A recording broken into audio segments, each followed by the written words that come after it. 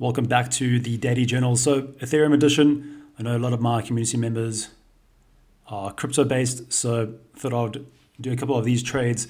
I actually usually do trade Bitcoin during the New York session, not usually, in fact. This time last year, around October, November, I started scalping Bitcoin at the New York session alongside NASDAQ, and you'll find that they are very correlated on the lower time frames. Of course, Ethereum is very correlated to Bitcoin. And so when liquidity is good, when the conditions are good, you'll find that they are equally as good as NQ.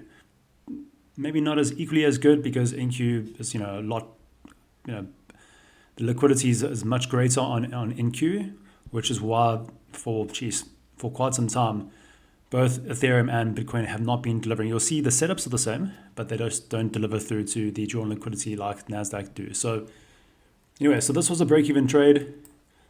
Let's go through it. Right, so starting on the weekly, if you've watched any of my daily analysis videos on Ethereum and Bitcoin, you know I'm exceptionally bullish on Ethereum at the zone, especially on the monthly and the weekly too. So looking at the weekly, you can see this for me is just a continuation model, and I'm looking for a reversal down here on the low time frames to continue higher for the weekly and the monthly.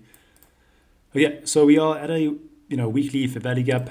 In addition to that, we have swept once, now twice, the previous weekly lows. Right, so this is the main level we're looking at, so we can drop down directly from the weekly to the 4 hour. Great. So this is the candle that we'll be looking at. So let's just go back a bit. And very similar to that NASDAQ trade, the 1 hour was clean in terms of this continuation model. So simply just, we've rebalanced some of this wick, or the 0.25. Let's have a look. There it is. So there's the 0.25. Great. So now we've got this continuation model, and here is a clear drawn liquidity with a nice fair value gap above. Right. So let's drop down to. Usually what I'll do, I don't like to go down further than 15 is really great, and if the conditions are right, then I'll drop down to the 1 minute for execution. But 15 is where I'll use my structure. So you can see clearly realistic highs, fantastic, right? So we can mark that out, and then let's just put our time level in here as well. Okay, so there's the New York Open, and we're going to just let price play out. Okay, so that drawn liquidity was hit. But now going to the session, look at the 15 minutes. So you can see this 4 hour has in fact reversed. And there's that change in the state of delivery. And you can even use the highest one over here just for extra confluence, right? So there's that change in state of delivery on the 50 minutes, which is why this 4 hour candle, well, not why it has a wick, but it confirms that this is a reversal candle, so we can expect the next 4 hour candle to expand. So within this range that we're operating within, I know this low is protected. So it's within this range that I'm operating within. And at the open, you can see this 15 minutes swing low has been swept. So now I can drop down to the 1 minute. There is the 930. So there's the high time frame sweep of liquidity, and here's your low time frame sweep of liquidity. And at the New York Open, we've had a one directional move into those two sweeps, both the low time frame and the high time frame. So just to put this here for visualization.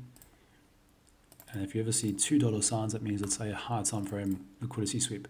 What's also nice about that is that it's at the level of the opening level of this 4 hour candle. So now what I look at is these two sweeps of liquidity, then there's change in the state of delivery over here. You can see it's very small, but it is there. The candle is slightly close above. And I know that because I always set an alert for candle body close above that. And it's almost as if that sound is, sorry, that's a habit right there. So okay, so there's a change in state of delivery, and low, high, low, low, break. That's a breaker block.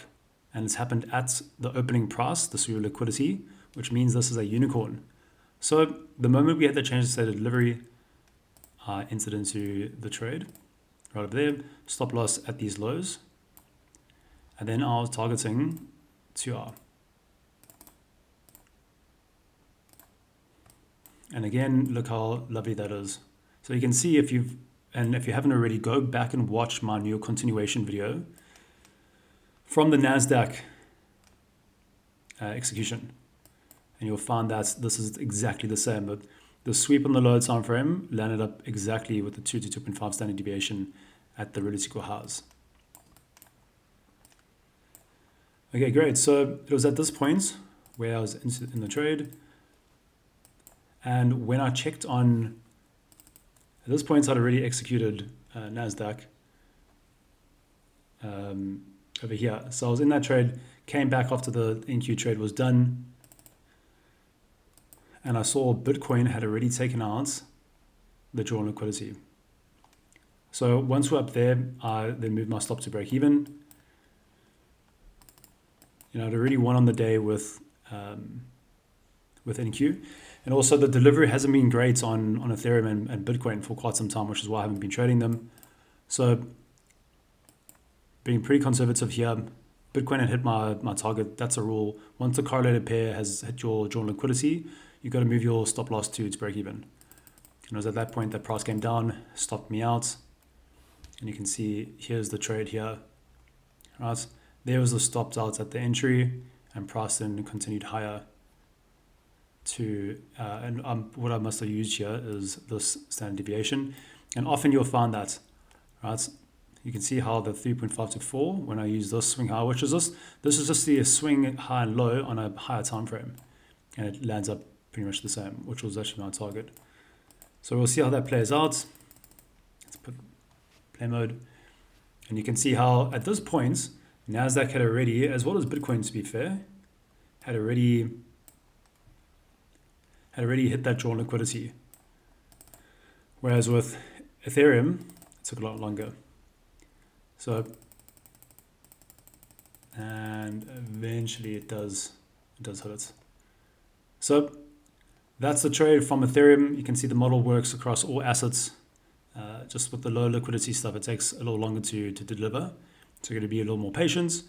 But nonetheless, it works out. And yeah, still a stunning trade. Look at that distribution on that candle. We caught most of the body. And that's what you want to see. And again, you can see this beautiful market maker model. Right, at least on this first side, you know what I always look for if you've watched any of my videos, relative equal highs, all these swing failures, and then lots of inefficiencies. And that is just a classic market maker model. And in fact, the unicorn is the most powerful algorithmic pattern that you can have in trading, as per RCT. And what you'll find is one of the best smart money reversals are a breaker, or rather a unicorn. The unicorn is a smart money reversal for a market maker model. Not always. Sometimes you get the inversion, but here's the thing: whether it's a breaker block, an order block, an inversion, there's always a change in the state of delivery, which is something I recently learned. So there's the delivery. See you guys in the next one. Cheers.